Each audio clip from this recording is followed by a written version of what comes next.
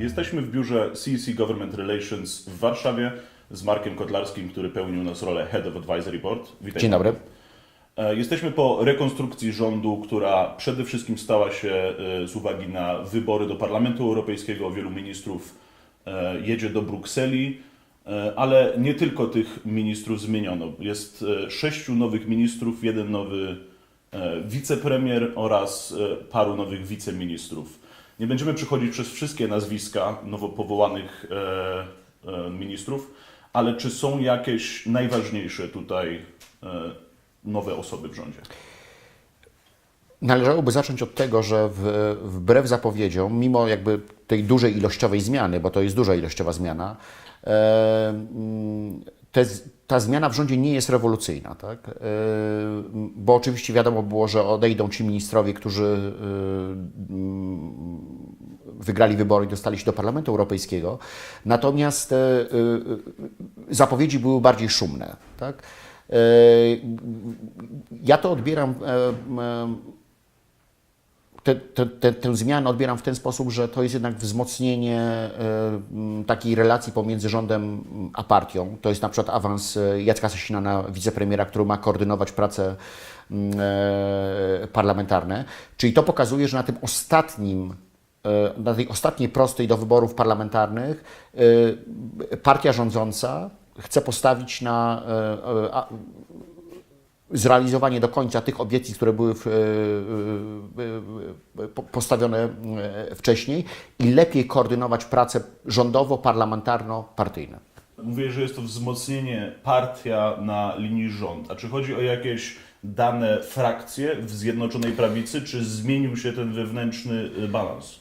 Myślę, że nie, chociaż na przykład nominacja Elżbiety Witek na ministra spraw wewnętrznych i administracji pokazuje, że wynik Beaty Szydło, Elżbieta Witek była jej najbliższą współpracowniczką, kiedy pani Szydło była premierem, zrobił duże wrażenie. I tutaj odbieram to jakby wzmocnienie personalne samej pani premier, byłej pani premier i to, że ona nadal ma wpływ na to, co się dzieje w partii i rządzie.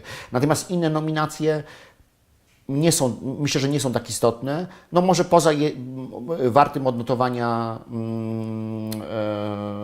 faktem nadal utrzymania pozycji przez Solidarną Polskę. Znaczy, że Zbigniew Ziobro i jego partia nadal jest liczącym graczem w ramach Zjednoczonej Prawicy, czego efektem jest nominacja Michała Wosia na konstytucyjnego członka Rady Ministrów.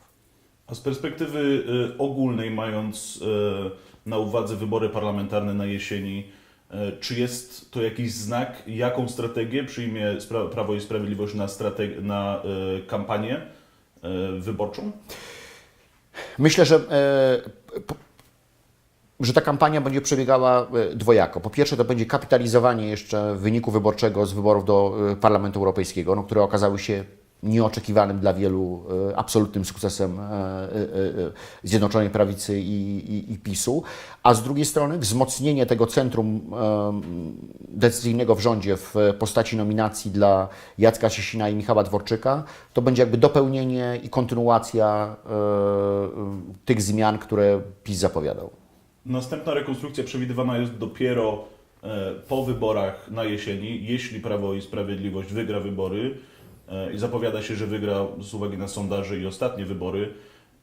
Czy wiemy już, jak będzie wyglądała ta rekonstrukcja jesienna? Padają głosy, że będzie odmłodzenie Rady Ministrów. Czy tutaj będzie jakaś duża zmiana, której możemy się spodziewać? Nie sądzę. Pytanie jest oczywiście o wynik wyborczy. Po pierwsze, czy to będzie zwycięstwo? Jeśli będzie zwycięstwo, czy to będą samodzielne rządy, czy trzeba będzie szukać koalicyjnego partnera? No dzisiaj wydaje się, że twarzą kampanii nadal będzie premier Mateusz Morawiecki i jeśli PiS wygra wybory jesienią, no to on w dużej części będzie odpowiadał za kształt nowego rządu. Marku, dziękuję Ci bardzo. Myślę, że spotkamy się przed jesiennymi wyborami. Bardzo dziękuję. Do zobaczenia.